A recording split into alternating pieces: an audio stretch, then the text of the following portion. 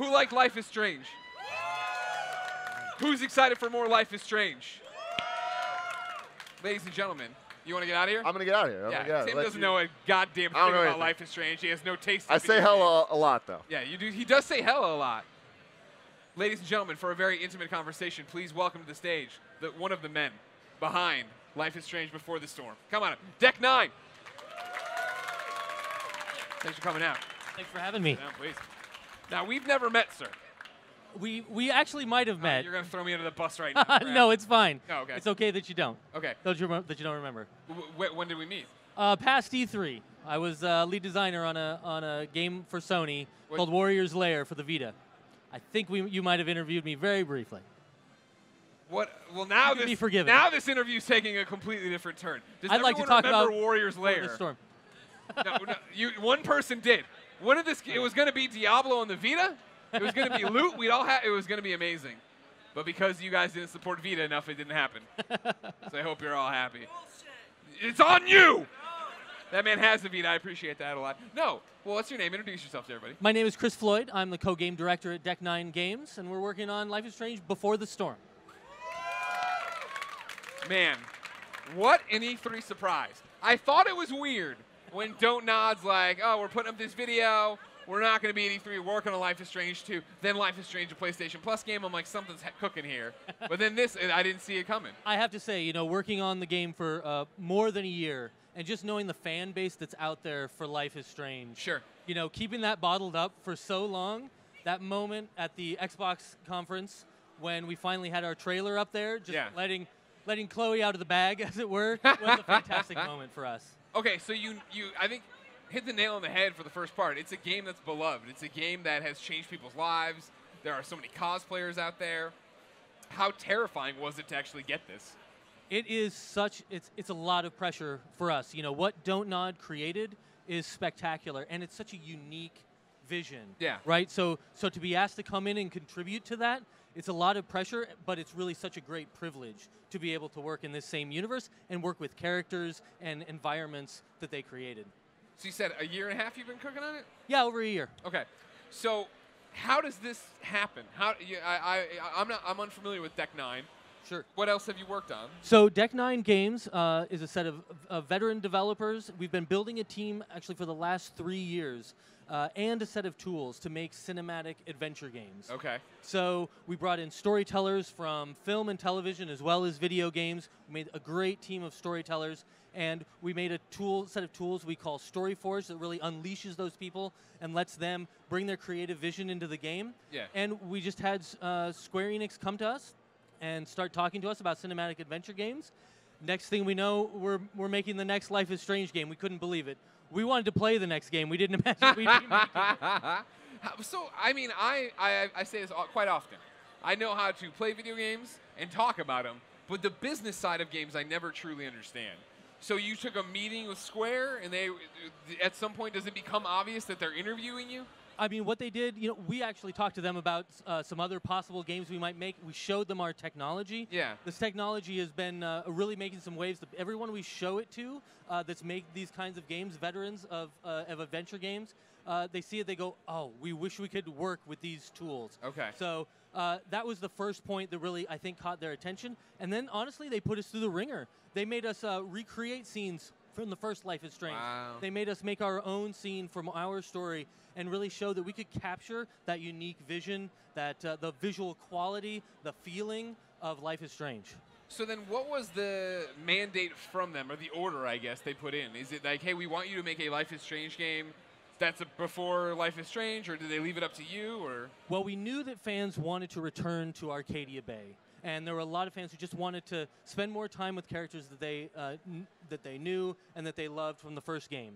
So other than that, Square gave us a lot of latitude to consider a lot of different stories. Wow. And where we landed was Chloe as our protagonist and telling this story that's really about that special person that just comes into your life at the right time and just changes everything for you. And for Chloe, that's Rachel Amber.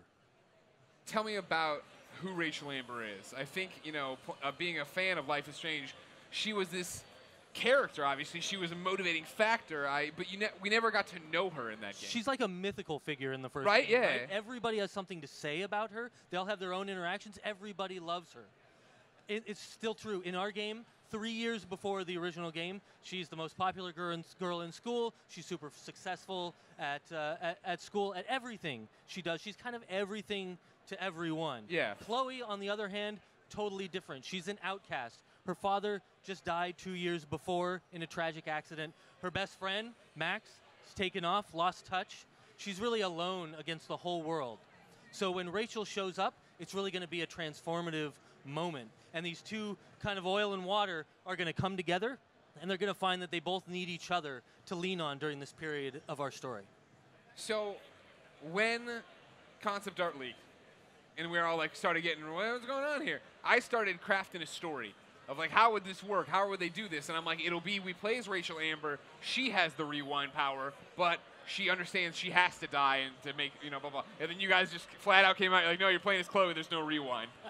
That's right. We absolutely, like I say, we considered a lot of different options, and playing Rachel was totally one of them. Yeah. One of the neat things is that when Rachel is the person you have a relationship with, the way you did with Chloe in the first game, that's the character you kind of really actually get to explore. It's kind of a paradox there of exploring who she is, at least through the lens of Chloe, and seeing Rachel through Chloe's eyes, given what she said about Rachel. That was really, really, really appealing to us. Sure.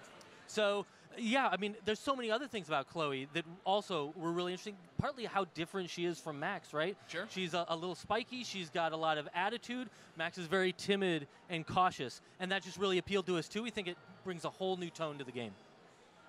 So, I understand StoryForge. You're talking about how great the tools are. What makes them special? What makes them stand out? Well, it really has two parts. It starts in a tool we call Playwright. And that's like that's basically like writing a screenplay. Our writers can write a screenplay, except they can also add in all those branches and consequences and all those moments that make the gameplay what it is. They build that straight into that screenplay. Then we suck that over into a tool we call Storyteller, where we start to build our cinematic sequences. That's like a giant timeline. You bring in a character, you give it animations, you get in there in the facial expressions. We literally have sliders that you can grab and turn up the sadness and turn down the surprise, or mix them however you want to. It's just a sad face and a smiley face on a slider, and you go somewhere between it. Literally, that's what we do. Yeah. Wow, okay. That's interesting. Were you worried about fan reaction to, first off, a prequel, but secondly, hey, there are no rewind powers. This is just going to be how Chloe interacts with all these different people. Sure, we knew we were making some bold decisions. Yeah. But we also, one, felt that ultimately the real beating heart of Life is Strange are these relatable characters, 100%. these realistic relationships, and the real-world issues that they deal with in their life. Now, of course, we're going to have, life is still strange. Sure. We're going to have some strange and supernatural elements in there. But the power in particular to address that, it just really didn't make sense. For one thing, Max as a character, that timid, cautious character, the rewind power really was an expression of who she was and what her sort of issues that she needed to deal with were. As opposed to Chloe, that's not her. So we felt like breaking out of that a little bit was really what was appropriate for Chloe's story. Of course. And so then,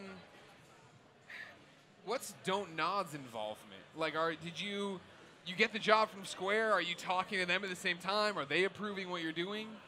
So Don't Nod is very, very busy, as they announced a few weeks ago, working on their own follow-up to Life is Strange. And like everybody else, we're really excited to see what that's going to be. We've been very, very busy working on the first episode of Before the Storm. But we did get opportunities to share what we were working on with Don't Nod. We've collected some of their feedback. Our head writer took our first episode out to them, sat down and played the game with them. Man. Collected up a bunch of really fantastic feedback, and that's really informed how we've gone along and tried to stay true to the original Life is Strange. That must have been so nightmarish, of sitting there just wincing every time anybody said or did anything, just like, I don't. They set the bar colossally high, right? And there's no doubt about that. So we're just really proud to have the opportunity to live up to that. So why 3 episodes? 3 episodes, we could have gone with more. We maybe could have gone with less. I really like it, in these days of digital television, with Netflix, you now have creators that really get to define. They don't need to hit those 47 minutes or whatever with commercial breaks anymore. They get to define how long, their TV show should be. Same with us. We had the option. We just had to look at our story and say, what did we need to tell this story? And 3 episodes felt just right.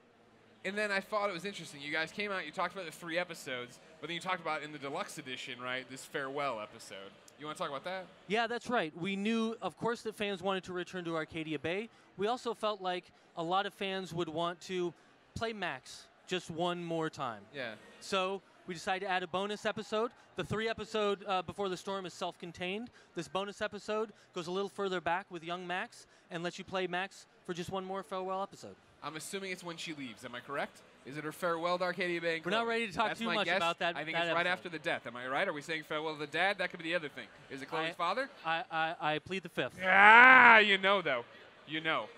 So, how are you guys doing episodic content? Because what's always interesting with episodic is the fact, like, Telltale is able to change and adjust. Do you guys feel like your 3 episodes are locked and you know exactly what's happening, or is it episode 1's going to come out and there's time to take what people say and change?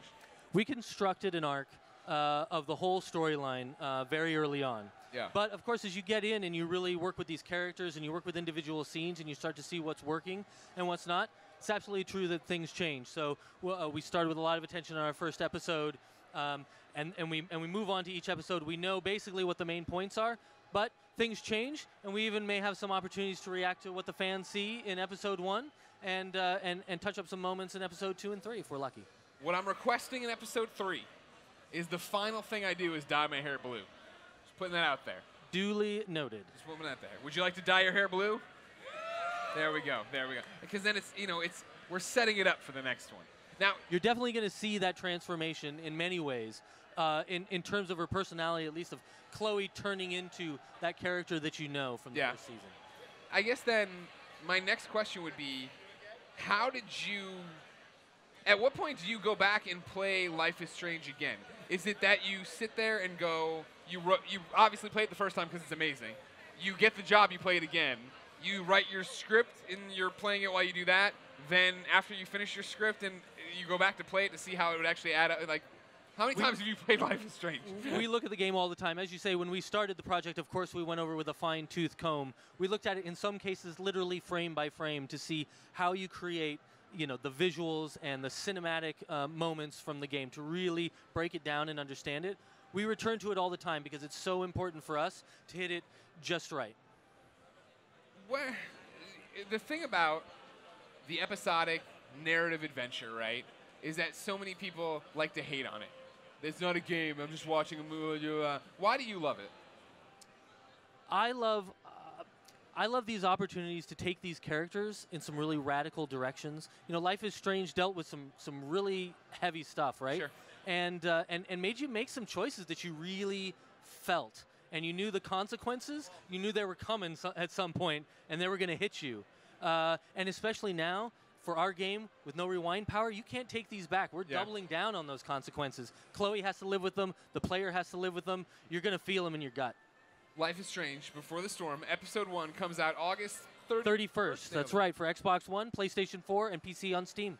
And then it'll end with me dyeing my hair blue. And the farewell thing is me leaving, right? We will see. God damn it. Everybody, round of applause for Life is Strange, Deck 9 Games. Thank you, man. Another round of applause for Warriors Lair, too, on the Vita. The Vita's dead, and it's all your faults. You could have saved the Vita, but you chose not to. You could have done it, but you didn't do it, did you?